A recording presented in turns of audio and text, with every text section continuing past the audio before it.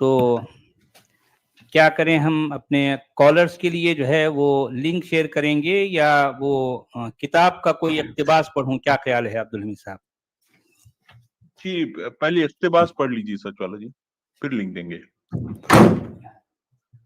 اچھا ٹھیک ہے. یہ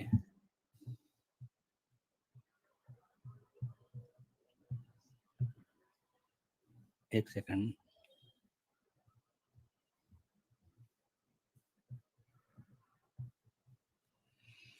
ایک چھوٹا سا اقتباس ہے میری کتاب سے جو میں نے ابھی کچھ دیر پہلے لکھا ہے.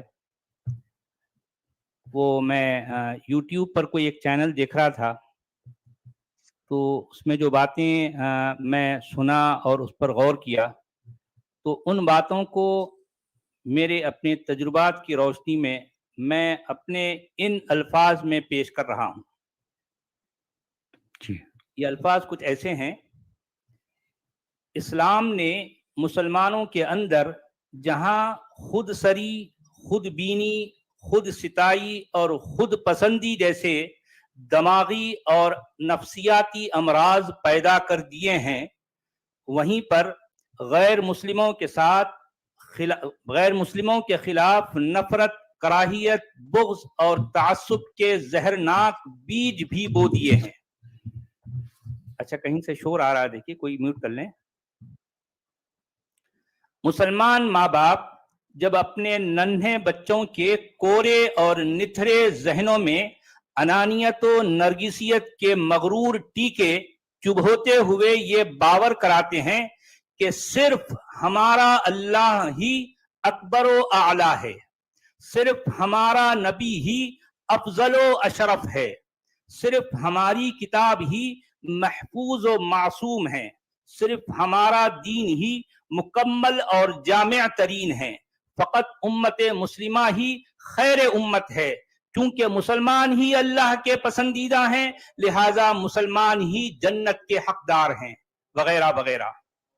ایسی نخوت و تکبر کا انجام یہ ہوتا ہے کہ ان کے بچے بڑے ہو کر اپنی تمام نااہلی و نالائقی کے باوجود نہ صرف یہ کہ خود کو سب سے بہتر و برتر سمجھتے ہیں، بلکہ غیر مسلموں کے ساتھ نہایت ذلت و حقارت آمیز رویہ بھی اپناتے ہیں. تبھی تو ایک فلسطینی مسلم عرب نوجوان ایک اسرائیلی یہودی عرب نوجوان کو یہ طعنہ دینے لگتا ہے کہ رجلی اطہر من وجہک لأننی اتوضأ 5 مرات یومیا. اس کا مطلب ہے کہ میری ٹانگ تیرے چہرے سے بھی زیادہ پاکیزہ و نفیس ہے، کیونکہ میں روزانہ 5 مرتبہ وضو جو کرتا ہوں. کیا خیال ہے؟ کیا خیال ہے؟ ایسا ہی ہے، بالکل ہے ایسا، بالکل. بہت خوب. یعنی ایک مسلمان کے ذہن میں ہمیشہ یہ بھوسا یا خنس کا بھوسا بھرا رہتا ہے کہ میں سب سے برتر ہوں، یعنی میں ون آف دی بیسٹ نہیں، میں ہی بیسٹ ہوں، میری ہر چیز بیسٹ ہے. میں بھلے کتنا ہی نکما ناکارہ ہوں دنیا کے لیے، لیکن پھر بھی میں جو ہے بیسٹ ہوں، کیونکہ میں مومن ہوں نا. کیونکہ یہ اس طرح کی سوچ اسلام اس کے جو ہے نس میں بھر دیتا ہے. کہا یہ گیا کہ یا رسول اللہ من يدخل الجنہ، جنت میں کون داخل ہوگا؟ تو رسول اللہ فرماتے ہیں کہ من قال لا الہ الا اللہ دخل الجنہ. جس کسی نے لا الہ الا اللہ کہہ دیا وہ جنت میں داخل ہو گیا. تو پھر پوچھنے والے نے پوچھا کہ ان زنا و ان سرق، کہ بھئی اگر اس نے زنا کیا ہے یا چوری کی ہے. یہاں سرقہ اور زنا کا ایک مفہوم یہ بھی ہوگا کہ کسی نے کسی کا یوں سمجھیے فزیکل ایکسپلائٹیشن کیا ہے یا فائنینشیل ایکسپلائٹیشن کیا ہے. اس کے باوجود کیا وہ جنت میں ہوگا، جنت میں داخل ہوگا؟ تو رسول اللہ نے جواب دیا ہاں وَإِن زَنَا وَإِن سَرَقَ، اگر اس نے زنا بھی کیا ہے، اگر اس نے چوری بھی کی ہے، تب بھی وہ جنت میں جائے گا. کیوں؟ کیونکہ وہ لا الہ الا اللہ کہہ چکا ہے، بات ختم. اس کے دل میں ایمان ہے، تو ایمان کا ہونا اس کو جنت میں لے جائے گا، بھلے وہ دنیا میں جو مرضی کرے، جو مرضی کرے، کتنوں کو چکر دے، کتنوں کو دھوکہ دے، کتنے دغابازیاں کرے، کتنے کی جو ہے مال کھائے، جو مرضی کرے، وہ جائے گا جنت میں. کیوں؟ کیونکہ وہ مومن ہے. اور دوسرا جو کافر ہے، جو غیر مسلم ہے، وہ جنت میں نہیں جائے گا. کیوں؟ کیونکہ وہ جو مرضی اچھے سے اچھے اعمال کر لے، لیکن چونکہ اس کے دل میں ایمان نہیں ہے تو وہ جنت میں نہیں جا سکتا. جنت میں جانے کے لیے سب سے اہم اور سب سے جو ہے بڑا پروانہ کیا ہے؟ ایمان. آپ کے پاس ایمان ہونا چاہیے، بس. اس کے بعد کچھ بھی نہ ہو چلے گا. آپ کتنے ہی برے کیوں نہ ہوں، کتنے ہی بدکار کیوں نہ ہوں، کتنے ہی جو ہے ظالم کیوں نہ ہوں، اس سے کوئی فرق نہیں پڑتا. آپ مومن ہیں، یہ کافی ہے آپ کے لیے، جنت میں جانے کے لیے کافی ہے.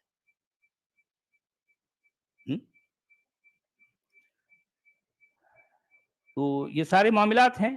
جی پوسٹر امام صاحب آداب، آپ کچھ کمنٹ دیجیے. جی آداب، بہت بہت شکریہ مجھے اسٹریم میں ایڈ کرنے کے لیے، اور سچ والا جی کو بھی آداب. جی آداب میرے بھائی، کیسے ہیں آپ؟ کیسے ہیں؟ آداب آداب جی امام جی صاحب. مسلمانوں سے بس بچے ہوئے آداب جی. جی اور یہ معین الدین، یہ خواجہ معین الدین کو بھی آداب. جی آداب. اور ہمارے ساتھ ایکس مسلم حافظ قاری جو شبیر قادری، ان کو بھی آداب. جی آداب سر. جامعہ ترمذی کی حدیث ہے ایسی توحید کے مسائل کے اوپر. سچ والا جی نے حالانکہ اسے پڑھ دیا. حدیث کا میں حوالہ دے دیتا ہوں، اور یہ حدیث صحیح ہے کہ میں اس کو اسکرین پہ شیئر بھی کر دیتا ہوں. میں اس کو اسکرین پہ شیئر بھی کر دیتا ہوں کہ یہ میں نے حدیث بھی کھول لی ہے کہ یہ جامعہ ترمذی کی حدیث ہے. حدیث 2644 ہے کہ حضرت ابو ذر غفاری جو ہے وہ روایت کرتے ہیں کہ اللہ کے نبی نے فرمایا کہ جبرائیل میرے پاس آئے اور مجھے اس خوشخبری کی بشارت دی کہ کوئی بھی میری امت میں اگر اس حال میں مرے گا کہ اس نے اللہ کے ساتھ کسی کو شریک نہیں کرا تھا تو وہ جنت میں جائے گا. تو میں نے عرض کیا کہ اے اللہ کے نبی، بھلے ہی وہ بدکار ہو اور چور بھی ہو؟ تو کہا ہاں، یعنی ایمان والا چور ہو، بدکار ہو، تو بھی وہ جنتی ہے. اور بھی کئی دیگر اس پہ احادیث ہیں. جامعہ ترمذی میں ایک صحیح حدیث ہے 2597 نمبر کی کہ حضرت جابر جو ہیں وہ روایت کرتے ہیں کہ اللہ کے نبی نے فرمایا کہ اللہ کے نبی فرماتے ہیں کہ میری امت کے کچھ لوگ جو ہیں جو توحید والے ہوں گے وہ جہنم میں جلائے جائیں گے، یہاں تک کہ وہ جل کے کوئلے کی طرح ہو جائیں گے، مگر اللہ کی رحمت جو ہے وہ ان پر آئے گی اور ان کو ایک ایسے جھرنے کے اندر جو ہے جنت کے اس سے گزارا جائے گا کہ وہ ایک دم ٹھیک ہو جائیں گے. ان پہ جب پانی ڈالا جائے گا، جیسے مردہ زمین پہ پانی گرایا جاتا ہے تو وہ زندہ ہو جاتی ہے، ویسے ہی وہ ہو جائیں گے اور پھر وہ جنت میں داخل ہوں گے. قرآن میں یہ ایک آیت ہے، ابھی ہم عثمان پاشا جی جو مسلمان ممالک میں بھوکمری ہے اس کی بات کر رہے تھے. سچ والا جی اس کا زیادہ بہتر ترجمہ کر سکتے ہیں اسکرین پہ اسے پڑھ کے. یہ اسرا سورہ اسرا کی آیت 31 ہے